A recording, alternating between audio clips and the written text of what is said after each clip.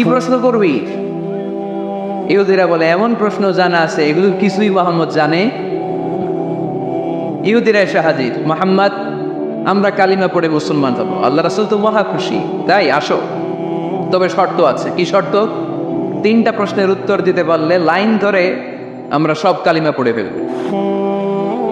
কোন 3টা প্রশ্ন বলো? তারা প্রশ্ন শুরু করলো। প্রশ্ন নাম্বার 1, মা হুয়া রূহ। মুহাম্মদ বলো তো রুহু কারে বলে? রুহু কি?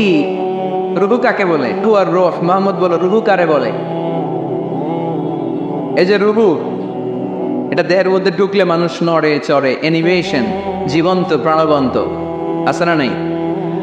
এটা যখন চলে যায় আর লড়ে, আর নড়ে চড়ে। 2 কান্দে ছিল যে তোমার 2জন পাহারা, তোমারে একলা থুইয়া পালাইছে তাহারা, তোমার 8 কুঠুরি 9 দরজা বন্ধ এবার হলো রে হলো মুখে আল্লাহ রসুল সবে বলো, তুয়ারে আইসাছে পালকি নাই হরি গাও তোলো রে তোলো মুখে আল্লাহ রসুল সবে বলো, ও মুখে আল্লাহ রসুল সবে বলো। ঠিক কিনা? আমাদেরকে একলা ফেলে যখন রুহু চলে যায়, দেহে কোনো নাড়াচাড়া নাই। ইহুদিরা বলল প্রথম প্রশ্ন রুহু কারে বলে বলো। 2 নাম্বার প্রশ্ন, মান হুম আসহাবুল কাহফ। আসহাবে কাহফ সম্পর্কে কি জানো? কি জানো বল। গুহাবাসী, গুহাবাসীদের সম্পর্কে কি জানো? অনেক আগে তারা এসেছিল পৃথিবীতে। 3 নাম্বার প্রশ্ন, মান হুয়া যুলকারনাইন। যুলকারনাইন সম্পর্কে কি জানো বলো। প্রশ্ন কয়টা? প্রথম প্রশ্ন কি সম্পর্কে? রূপ। দ্বিতীয় প্রশ্ন আসহাবে কাহফ। তৃতীয় প্রশ্ন যুলকারনাইন। আল্লাহ রাসূল সাল্লাল্লাহু আলাইহি ওয়াসাল্লাম বললেন গাদান উজিবুকুম। তাফসীর ইবনে কাসিরে এসেছে, তিনি উত্তর দিলেন গাদান উজিবুকুম, আই উইল আনসার টুমরো। আগামীকাল উত্তর দিব। কারণ জানেন না তো কি করে বলবেন, আর না জানলে উনি বানায় কিছু বলেন। কারণ কোরআন তো পরিচয় দিয়েই দিল তিনি মন গড়া কখনো কিছু বলেন। কাল উত্তর দিব। ওরা আগামীকাল উত্তরের জন্য হাজির, কিন্তু ওহি আসে নাই, উনি বলতেও পারে না। বিশ্বনবী আবার বললেন গাদান উজিবুকুম, আগামীকাল দেব। তারপরের দিন ইহুদিরা এসে হাজির, বিশ্বনবী উত্তর করতে পারেন না। বিশ্বনবী আবার বললেন গাদান উজিবুকুম, আগামীকাল বলে দেব। আগামীকাল ওরা এসে হাজির, তৃতীয় দিনও তিনি পারেন না। এসে হাসাহাসি শুরু করছে, এই মক্কার লোকেরা দেখো, এই লোকটা এতদিন তোমাদেরকে ভুল বুঝাইছে, এই লোকটা এতদিন বলেছে তিনি নবী।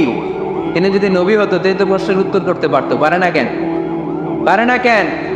এটাই প্রমাণ করে তিনি নবী নন। তিনি যদি পারত উত্তর দিয়ে দিত। তিনি যদি জানতেন তাহলে তো উত্তর দিতেন। পারেন না কেন? 3 দিন 4 দিন, আহা, নবীও লজ্জায় অসহায়, উত্তর দিতে পারেন না। টানা 15 দিন, টানা কয়দিন ওহী আসে নাই, নবী উত্তরও দিতে পারে না। আল্লাহ রাসূল সাল্লাল্লাহু আলাইহি ওয়াসাল্লামের জন্য এত বিব্রতকর পরিস্থিতি আর কখনো ছিল না। তিনি বারবার বলতেছেন কালকে বলবো, কিন্তু উত্তর আসে না। এর কারণ নবী ইনশাআল্লাহ বলে নাই। কি বলে নাই? নবীর মাধ্যমে, আমার পেয়ারা নবীর মাধ্যমে আমাদেরকে শিখানোর জন্য আল্লাহ 15 দিন নবী নাজিল বন্ধ করলেন। চিল্লায় বলেন কয়দিন? এরপর আল্লাহ কোরআনের আয়াত নাজিল করলেন, ওয়ালা তাকুলান্না লিশাইইন ইন্নী ফাইলুন যালিকা গাদা ইল্লা আন ইয়াশা আল্লাহ। নবী গো, ভবিষ্যতের কোনো কাজের ব্যাপারে যদি কাউকে ওয়াদা দেন, ওয়াদা দেওয়ার আগে অবশ্যই ইনশাআল্লাহ বলে দিয়ে। নবীর মাধ্যমে আমরা শিখে গেলাম না? এবার আল্লাহ 3টা প্রশ্নের উত্তর জানাই দিলেন। ইয়াসআলুনাকা আনির রূহ কুলির রূহু মিন আমরি রাব্বি ওয়া মা উতীতুম মিনাল ইলমি ইল্লা কালিলা। দ্বিতীয় উত্তর জানাই দিলেন, আম হাসিবতা আন্না আসহাবাল কানফি ওয়ার রাকিব কানু মিন আয়াতিনা আজাবা। 3 নাম্বার প্রশ্নের উত্তর আল্লাহ সূরা কাফে জানিয়ে দিলেন, ইয়াসআলুনাকা আন যিল কারনাইন কুল সাআতলু আলাইকুম মিনহু যিকরা। আল্লাহু আকবার। এবার নবী দাঁড়িয়ে গেলেন, বললেন কার কার উত্তর লাগবে আসো। রূহ হলো আল্লাহর আদেশ, আল্লাহর আদেশে ঢুকে আর আল্লাহর আদেশে বের হয়। আসহাবে কাফের 7 জন ছেলে ছিল, গুহার মধ্যে আল্লাহর ভয় ঢুকেছে। 309 বছর পরে আল্লাহ তাদেরকে আবার ঘুম থেকে জাগিয়েছে। জুলকারনাইন এমন একজন বাদশাহ, গোটা বিশ্বকে শাসন করেছে, তার শাসন ক্ষমতার কোনো কমতি ছিল না। সুবহানাল্লাহ, সুবহানাল্লাহ। তাহলে আমার নবী মন গড়া কথা বলে, তাই না? মন গড়া বলে? He was guided by wahy, he was guided by revelation. ওনার কাছে অভিনা আসলে, অভিনা নামলে তিনি কখনো কোনো কথা বলে? তাহলে আমার নবীর 4 নাম্বার পরিচয়, তিনি মন গড়া বলে না, জেনে শুনে অভিপ্রাপ্ত হয়ে বলে। সুবহানাল্লাহ পড়েন। এরপর কোরআন আমাদেরকে জানালো নবীর 5 নাম্বার পরিচয়, আমার নবী হচ্ছেন দিলদরিয়া, রহমতের নবী, দয়ার নবী, মায়ার নবী, ভালোবাসার নবী। আমার নবীর ভালোবাসার কমতি নাই। তিনি হলেন রাহমাতাল লিল আলামিন। তিনি কি? প্রথমে তিনি ছিলেন রাসূলুল্লাহ, তারপর তিনি শেষ নবী, তারপর তিনি মানুষ ছিলেন, তারপর তিনি আন্দাজে মন গড়া কিছু বলেন না। 5 নম্বরে কোরআন বলল তিনি রাহমাতাল লিল আলামিন। তিনি কি? আরো জোরে বলেন, সবাই বলেন। মুখস্থ হয়েছে? পরিচয় দিতে পারবেন না নবীর? তিনি কি? রাহমাতাল লিল আলামিন। ইন্ডিয়ান নায়িকাদের নাম তো খুব মুখস্থ। ক্যাটরিনা কাইফ, কি কঠিন নাম, আমার দাঁত ভেঙে যায়, পোলাপান কয়ে ফেলায়, ছোট্ট বাচ্চা। ক্যাটরিনা কাইফ, সালমান খান, আমির খান, অমিতাভ বচ্চন, কি কঠিন নাম, এগুলো মুখস্থ। রাহমাতুল লিল আলামিন বেরোয় না মুখ দিয়া। আওয়াজ করে বলেন রাহমাতুল লিল আলামিন। 5 নম্বরে কোরআন বিশ্বনবীর পরিচয় দিতে যে আমাদেরকে বলল, ওয়ামা আরসালনাকা ইল্লা রাহমাতাল লিল আলামিন। আয়াতটা পড়েন, ওয়ামা আরসালনাকা ইল্লা রাহমাতাল লিল আলামিন। নবী হে, আমি আপনাকে বিশ্ববাসীর জন্য রহমত করে প্রেরণ করেছি। আপনি গোটা বিশ্বের জন্য রহমত, রাহমাতাল লিল আলামিন, সমগ্র বিশ্ব জাতির জন্য রহমত।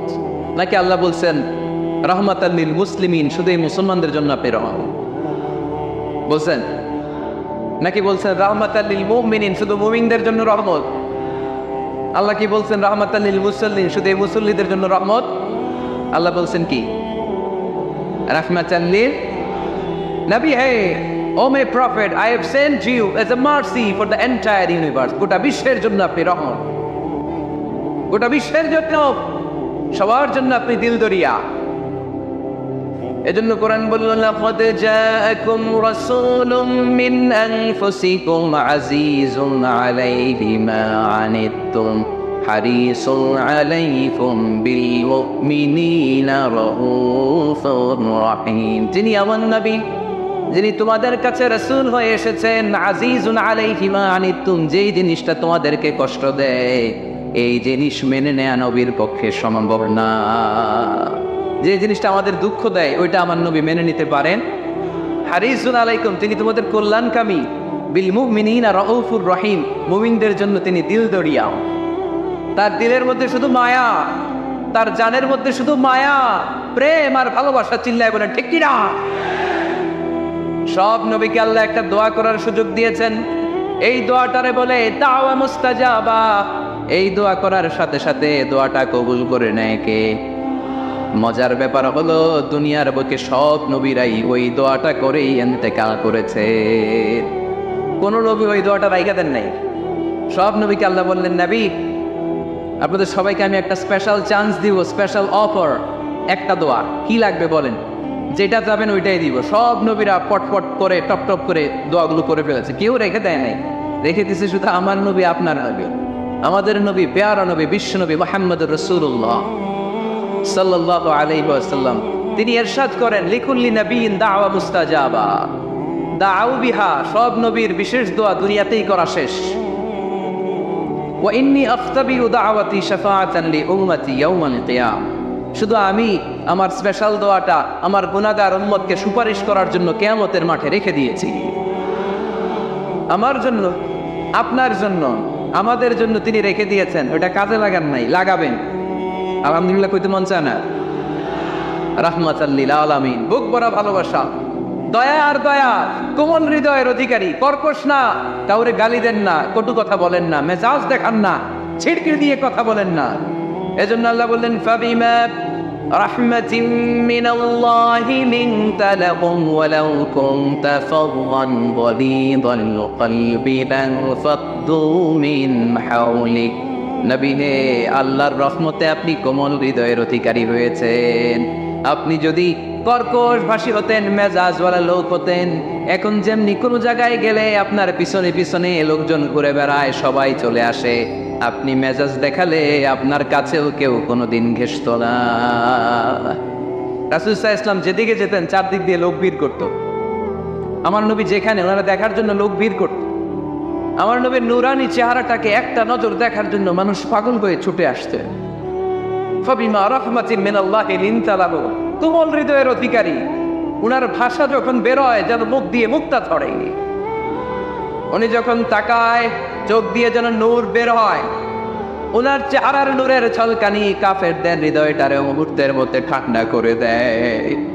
ওনার কণ্ঠের সুমধুর তেলাওয়াত কাফেরদের হৃদয়টারে উজালা করে দেয়। ফাবিমা রাহমাতিন মিনাল্লাহি লিনতা লাহুম, নবী আমার রহমতে আপনি অনেক কোমল হৃদয়ের অধিকারী। আমার নবী এত দিল দরিয়া, কাফেররাও যাতে কালেমার পথে চলে আসে কাফেরদের পিছনে পিছনে ঘুরতেন। আমরা ভাত খাইতে না চাইলে, ছোট বাচ্চারা রাতে না খেয়ে ঘুমায়, সারা রাত না খাইলে ক্ষতি হবে না? গ্যাস্ট্রিক হয়ে যাবে না? দেখবেন মা পিছনে পিছনে ছোটে, বাবা আয়, বাবা একটু খা, খায় না, ছেলে ঘুমায় যায়, মাটা পাগল পড়া হয়ে ছোটে।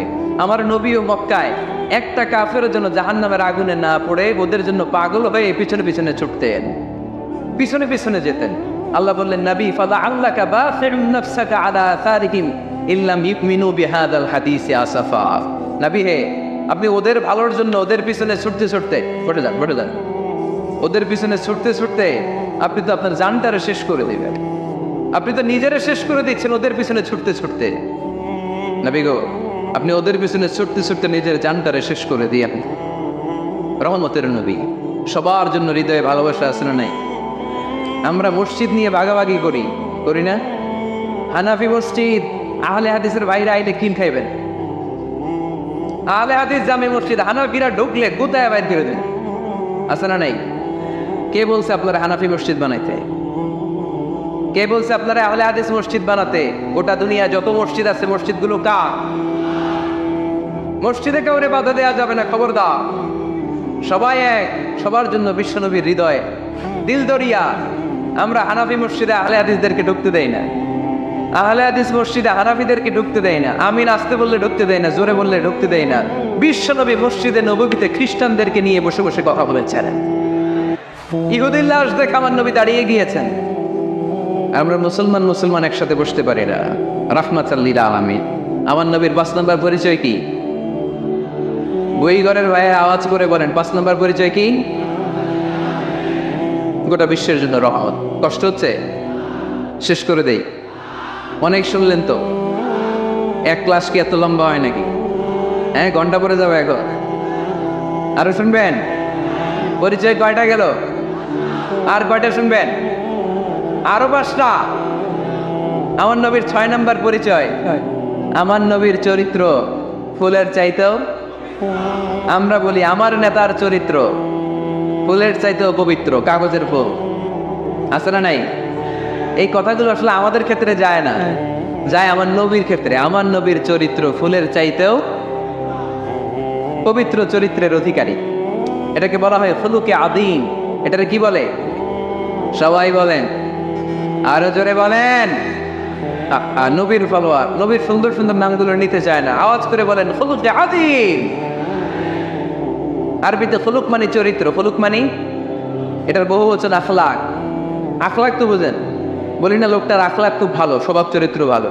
তো আমার নবীর স্বভাবকে এত অনুপম, এত সুন্দর করে আল্লাহ কোরআনে তুলে ধরেছেন। আল্লাহ এটার নাম দিয়েছেন খুলুকে আদিম। কিনা? খুলুক 3 ধরনের। কয় ধরনের?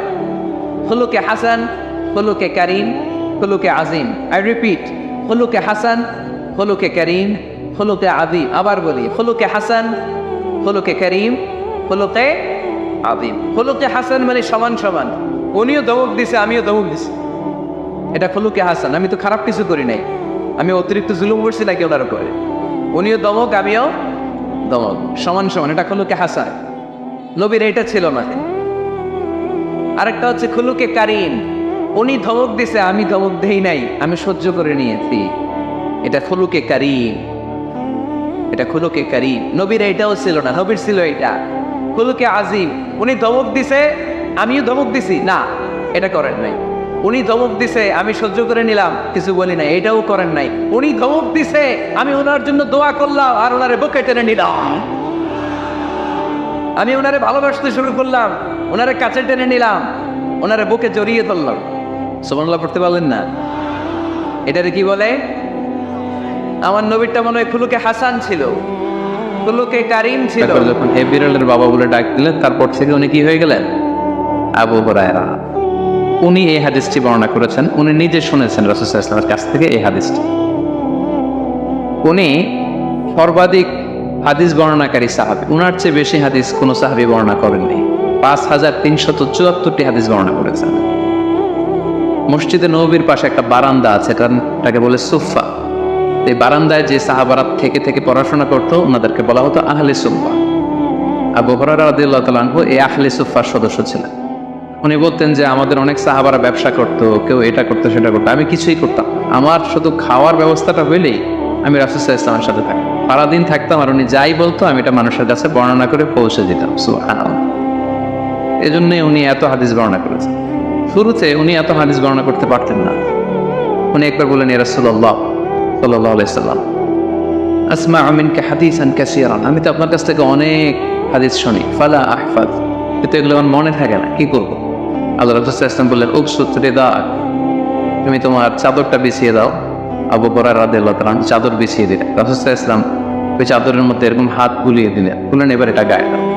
এটা গায়ে দেওয়ার পর থেকে উনি বললেন, এরপর থেকে জীবনে যত হাদিস শুনেছি আল্লাহ রাসূল সাল্লাল্লাহু আলাইহি ওয়াসাল্লামের মুখ থেকে একটাও বলি নাই, একটাও বলিনি। রাসূল সাল্লাল্লাহু আলাইহি ওয়াসাল্লামের দোয়ার বরকত, রাসূল সাল্লাল্লাহু আলাইহি ওয়াসাল্লামের দোয়ার বরকতটা এরকম ছিল, উনি যদি কোনো লোনা পানির কুয়ার মধ্যে ওযু করে কুলির পানি ফেলতেন, ওইটা মুহূর্তের মধ্যে মিঠা পানির কুয়া হয়ে যেত।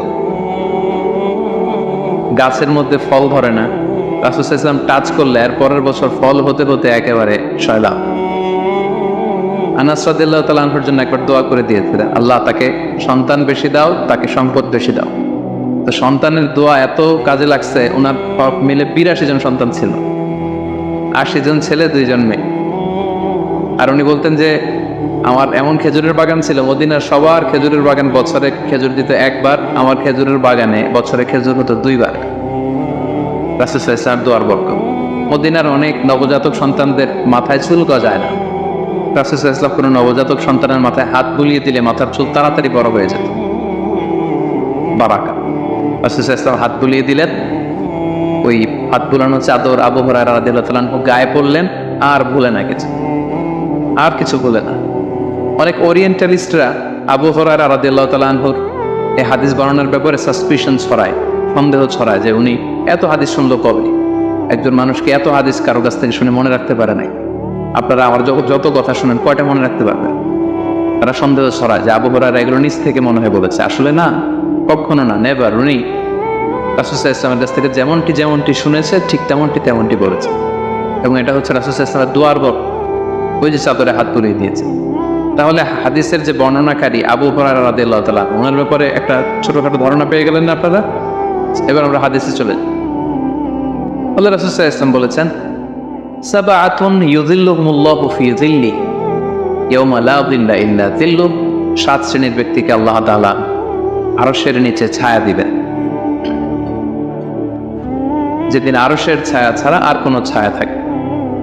ইউযিল্লুহুমুল্লাহু ফি যিল্লিহি, আল্লাহ তাআলা সেদিন তার নিজের ছায়া দেবেন, বলতে উদ্দেশ্য হচ্ছে ফি যিল্লি আরশিহি, আল্লাহর আরশের ছায়ায় তিনি 7 শ্রেণীর ব্যক্তিকে সেদিন রাখবেন।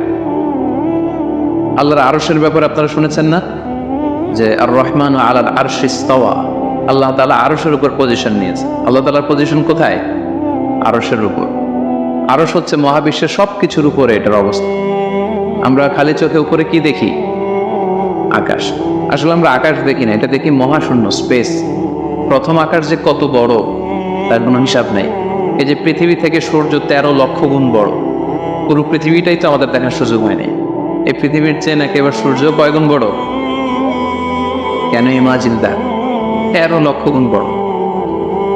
সূর্যের চেয়ে এরকম কোটি কোটি গুণ বড় তারা আছে। এরকম বিলিয়ন বিলিয়ন তারা নিয়ে আমাদের গ্যালাক্সির নাম হচ্ছে মিল্কি ওয়ে। এটার পরে আরেকটা গ্যালাক্সি সবচেয়ে কাছের অ্যান্ড্রোমেডা, ওটা আরো বড়। ওইখানে বিলিয়ন বিলিয়ন ট্রিলিয়ন গ্যালাক্সি, এরকম প্রত্যেকটা গ্যালাক্সি ঘুরছে, প্রত্যেকটা তারা তাওয়াফ করছে মহাশূন্যে। এরকম হাজার কোটি তারা নিয়ে আমাদের প্রথম আকাশের মহাশূন্য। প্রথম আকাশ কিন্তু অনেক উপরে। এই যে নাসার বিজ্ঞানীরা, অমুক বিজ্ঞানীরা রকেট দিয়ে এখানে যায় ওখানে যায়, এরা প্রথম আকাশের 1 কোটি ভাগের 1 ভাগও এখন অর্জন করতে পারেনি। ওই প্রথম আকাশের পরে হচ্ছে দ্বিতীয় আকাশ। ওই দ্বিতীয় আকাশের তুলনায় প্রথম আকাশটা কত ছোট শোনেন। আপনার হাতের আংটি যদি আপনি বিশাল মাঠের মধ্যে ছেড়ে দেন, একটা মরুভূমির মধ্যে ফেলে দেন, পুরো মাঠের তুলনায় হাতের আংটি যত ছোট, আল্লাহর দ্বিতীয় আসমানের তুলনায় আল্লাহর প্রথম আসমানটা ঠিক তত ছোট। দ্বিতীয় আসমান আরো বড়, তৃতীয়টা আরো বড়। যত উপরে ঊর্ধ্বাকাশের যত কাহিনী একটার চেয়ে একটা বড়, এরকম 7টা আকাশ। তার উপরে সিদরাতুল মুনতাহা, বর্ডার এরিয়া। তার উপরে লা জামান লা মাকান, ওইখানে সময়ের হিসাব নাই, স্পেস নাই, সময় নাই। কারণ আল্লাহর সময় দিয়ে বাঁধা যায়? আমাদের যেমন বসতে জায়গা লাগে, আল্লাহর পজিশন নিতে কি জায়গার প্রসঙ্গটা আসে না? কারণ লাইসা কামিসলিহি শাই, উনি কারো মতো না, উনি উনার মতো। ওয়ালাম ইয়াকুল্লাহু কুফুয়ান আহাদ, তার মতো কেউ নাই। তো তিনি কার মতো?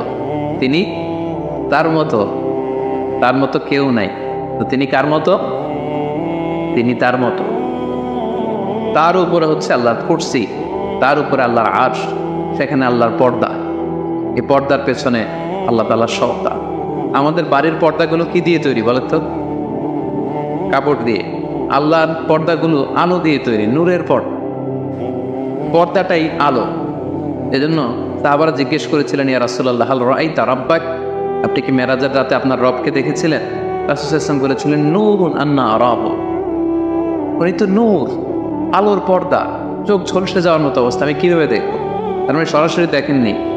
আল্লাহ তাআলার সাথে সিক্রেট মিটিং হয়েছিল, কনভারসেশন হয়েছিল, কথাবার্তা হয়েছিল। তার উপরে হচ্ছে আরশ।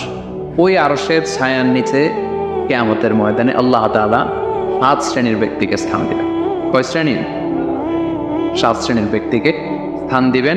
যে দিনটা হবে 50 আলফা সানা মিম্মা তা'উদ্দুন, 50,000 বছরের সমান একটা দিন, কিয়ামতের দিন।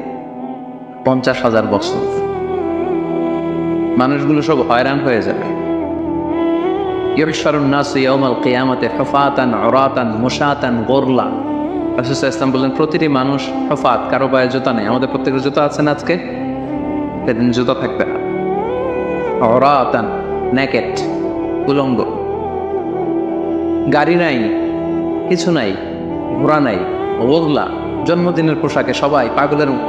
আমাদের আসে বলে নিয়ে রাসূল, এটা কেমন কথা? কারো গায়ে যদি ড্রেস না থাকে তো সবাই লজ্জা পাবে না? একে অন্যকে দেখে হাসাহাসি করবে না?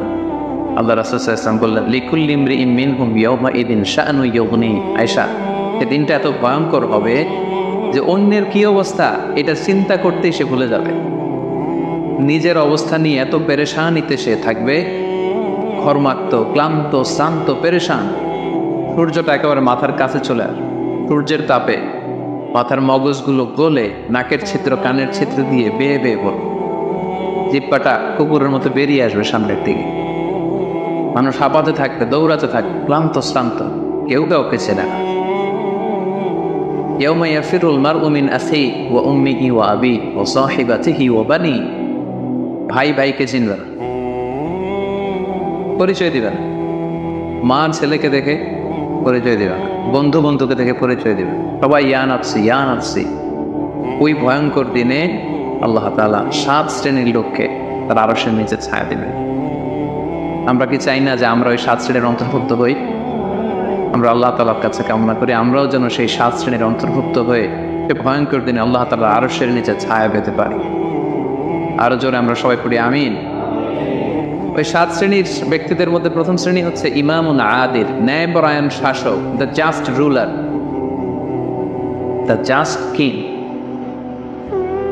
যেই বাদশাহ, যে শাসক, যে কিং তার প্রজাদের প্রতি ন্যায়পরায়ণভাবে বিচার করে,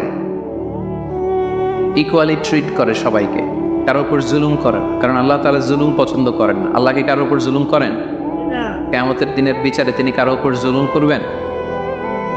আল্লাহ তাআলা বলেন, ইন্নী হারামতু যুলমা আলা নাফসি, আমি আমার উপর জুলুমকে হারাম করেছি, ফালা তাযালামু, তাই তোমরা তোমাদের উপর জুলুম করো না, খবরদার। আয-যুলমু যুলুমাতুন ইয়াউমাল কিয়ামা, যারা পৃথিবীর বুকে কারো উপর জুলুম করবে, এই জুলুমটা জুলুমাত হয়ে, অন্ধকার হয়ে তার কাঁধে চেপে বসবে কিয়ামতের দিন। সো আল্লাহ তাআলা প্রথম 7 জনের মধ্যে সর্বপ্রথম যাকে আরশের নিচে ছায়া দিবেন তিনি হচ্ছেন ইমামুন আদিল, just king, the just ruler, ন্যায়পরায়ণ শাসক, যারা আদালতের সাথে কাজ করে। ইন্নাল্লাহা ইয়া'মুরুকুম বিল আদলি ওয়াল ইহসান, আল্লাহ তাআলা এই আদালতের ব্যাপারে, জাস্টিসের ব্যাপারে সবসময় তিনি আদেশ করেন। জাস্টিস ভায়োলেট হয়, ন্যায়পরায়ণতা, ইনসাফ এটা ভায়োলেট হয়, এটা আল্লাহ তাআলা কখনো চান না। যারা বিচার করার সময় ন্যায় বিচার করে, উভয় পক্ষের কথা শুনে, যারা রায় দেওয়ার সময় ন্যায়সঙ্গতভাবে রায় দেয়, যারা জনগণের ট্রিট করার সময় সঠিকভাবে ট্রিট করে, সেই ধরনের রাজা যারা, সেই ধরনের কিং যারা, রুলার যারা, তারা সেদিন স্থান পাবে। এটা শুধু আল্লাহর কাছেই না, যারা জাস্ট রুলার তাদেরকে দুনিয়ার মানুষরাও পছন্দ করে না অনেক। উদাহরণস্বরূপ বলছি, ফর এন এক্সাম্পল, এই যে রেসেপ তাইয়েব এরদোগান, জাস্ট উদাহরণ, আরো অনেক ভালো ভালো রুলার আছে, আপনারা আরো ভালো বলতে পারবেন। তো এই যে তুরস্কের রেসেপ তাইয়েব এরদোয়ান মুসলিম বিশ্বের বিভিন্ন ইস্যু নিয়ে উনি খুব কনসার্নড, চমৎকার চমৎকার উদ্যোগ নিচ্ছে, এটা আমাদের খুব ভালো লাগে না? আমাদেরকে অনুপ্রাণিত করে, আমাদেরকে উজ্জীবিত করে। ইভেন কি অমুসলিম রাষ্ট্রপ্রধান যারা এই জাস্ট রুলার, যারা সবসময় কি করে, ন্যায়পরায়ণতার সাথে মানুষের সাথে ট্রিট করে, তাদেরকে সবাই পছন্দ করে। কানাডার প্রধানমন্ত্রীর নাম জানেন আপনারা? এই যে জাস্টিন ট্রুডো, সে অমুসলিম, তাই না, খ্রিস্টিয়ান খুব সম্ভব, তারপরেও তাকে সবাই খুব পছন্দ করে। কেন? ইজ এ জাস্ট রুলার, তাই না? জনগণের প্রতি সে ন্যায়পরায়ণ, একজন ন্যায়পরায়ণ রাষ্ট্রনায়ক সে। সো ইমামুন আদিল, প্রথম শ্রেণী হচ্ছে এমন শাসক যে হচ্ছে ন্যায়পরায়ণ, তার কাছে কেউ বিচার চাইলে সে মাজলুম হয় না, তার জনগণের প্রতি যে দায় দায়িত্ব এটা সে সঠিকভাবে পালন করে। বিচার করার সময়, রায় দেওয়ার সময় সে উল্টাপাল্টা রায় দেয় না, আদালতের সাথে সবাইকে এক চোখে দেখে। এই ব্যক্তিকে সেদিন আল্লাহ তাআলা আরশের নিচে ছায়া দেবে। এই পয়েন্টটা সবার কাছে ক্লিয়ার না? ইমামুল আদিল। 2 নাম্বার হচ্ছে ওয়াশাবুন নাশাআ ফি ইবাদাতিল্লাহ, এমন যুবক যে যুবক তার যৌবনটাকে আল্লাহর ইবাদতে কাটিয়ে। এখানে এই যে আপনারা যারা বসে আছেন বেশিরভাগই হচ্ছেন যুবক, বেশিরভাগই সবাই তো যুবক। আমি তো বয়সে তো তেমন কাউকে দেখতে পাচ্ছি না, 2-1 তারা 2-1 তাও খুব বয়স্ক না, আমাদের কাছাকাছি বা কিছু বড় হবে, ঠিক কিনা? সাধারণত যুবক ধরা হয় কোন বয়স থেকে কোন বয়সে? লেটস সে 20 থেকে 40, তাই না? 20 থেকে 40, এই 20 বছরের সময়টা হচ্ছে একেবারে জীবনের সবচাইতে মাহেন্দ্রক্ষণ। এত শক্তি, সম্ভাবনা, টকবগে যুবক, যুবকদের মধ্যে আল্লাহ অনেক প্রাণ শক্তি দিয়েছে। এরা বিপ্লব ঘটায় ফেলতে পারে, এরা সময়ের গতিস্রোতকে পাল্টে দেয়, সাগরের স্রোতকে উল্টে দেয়, এরা বিপ্লব করে ফেলে, ইতিহাস রচনা করে, ঠিক কিনা? এই যুবক তার যৌবনের মোক্ষম সময়টা অন্যায় করে কাটায় না, আজে বাজে কাজ করে কাটায় না, জুলুম করে কাটায় না, দুর্নীতি করে কাটায় না, টেন্ডারবাজে, চাঁদাবাজে, মিথ্যা, খারাপ কাজ, কোন এই ধরনের কাজের সাথে নিজেকে জড়িত রাখে না, বরং নাশাআ ফি ইবাদাতিল্লাহ, আল্লাহর ইবাদতে তার জীবনটাকে কাটায়। এজন্য যৌবনের এই সময়টা প্রিয় ভাইরা অনেক দামি, এটা বেশি দিন থাকবে না। রং ধরা যৌবন জং ধরে নাই, শেষ। এ দেখতে দেখতে ছোট্ট কিশোর হয়ে পৃথিবীতে এসেছিলেন, শিশু ছিলেন, কিশোর, তারপর এখন যুবক, কিছুদিন পরে বিয়ে করে থাকলে দেখবেন যে আল্লাহ ঘরে মেহমান পাঠিয়ে দিলে বাবা হয়ে গেছে। কিছুদিন পরে মেয়েটারে বিয়ে দিলে এরপর কি হয়ে যাবেন? শ্বশুর হয়ে যাবেন, এরপরে নানা হয়ে যাবেন, দাদা হয়ে যাবেন। এই তো জীবন, this is the circle of life. রং ধরা যৌবন জং ধরে শেষ, এটা থাকে না খুব বেশি দিন। এজন্য এই যৌবনের এই সময়টাকে যারা আল্লাহর ইবাদতে তারা কাটিয়েছে, তাদেরকে আল্লাহ তাআলা আরশের নিচে ছায়া দিবেন। নাশাআ ফি ইবাদাতিল্লাহ। যৌবনের ইবাদতকে আল্লাহ তাআলা খুব বেশি পছন্দ করে। ইবাদতটা অনেক ব্রড সেন্সে যদি আপনি চিন্তা করেন, অনেকে মনে করে যে শুধু নামাজ পড়া, শুধু রোজা রাখা, শুধু জিকির করা এটাই ইবাদত। আসলে ব্যাপারটা কিন্তু এমন নয়। মানব কল্যাণে আপনি যাই করেন, আল্লাহ তাআলার আদেশ পালনে আপনি যাই করেন, সবটাই ইবাদত, ঠিক কিনা? আপনি যদি রক্ত দেন, মুমূর্ষ রোগীকে বাঁচাতে রক্তের প্রয়োজন হয় না? আপনি যদি তাকে বাঁচাতে রক্ত দেন, এটাও ইবাদত। আপনি পরিবেশকে সুন্দর রাখার জন্য গাছ লাগালেন, এটাও ইবাদত। আপনি একজন মানুষ বিপদে পড়েছে, এটা জন্য হোয়াট টু ডু, আপনি তাকে কনসালটেশন করলেন, কিছু সুন্দর পরামর্শ দিলেন, গাইড করলেন যে এইটা ভুল, এইভাবে করো। এই যে আপনি টাইম ব্যয় করলেন, কনসালটেশন দিলেন, এটা ইবাদত। অনেকে মনে করে যে শুধু তাসবিহ, জিকির, কোরআন তেলাওয়াত এগুলোই মনে হয় ইবাদত। না, যে পথেই আল্লাহ সন্তুষ্টি, যে কাজ করলে আল্লাহ তাআলা সন্তুষ্ট হন, এই সবগুলো কাজই কিন্তু ইবাদত। তাই যৌবনের এই মোক্ষম সময়টাতে আল্লাহ তাআলার ইবাদত করে আমাদেরকে কাটাতে হবে। আমা খালাকতুল জিন্না ওয়াল ইনসা ইল্লা লিয়াবুদুন, আমি মানব জাতির জিন জাতিকে কেবলই সৃষ্টি করেছি আমার ইবাদতের জন্য। এই জন্য এই বয়সে, আপনাদের এই বয়সের অফিসে খুব ব্যস্ততা, এখানে খুব ব্যস্ততা, এরপরেও যে একটু কষ্ট করে নামাজটা পড়েন, হ্যাঁ, এরপরেও যে জামাতে আসেন, এরপরেও আপনি সুন্নাহ মোতাবেক চলতে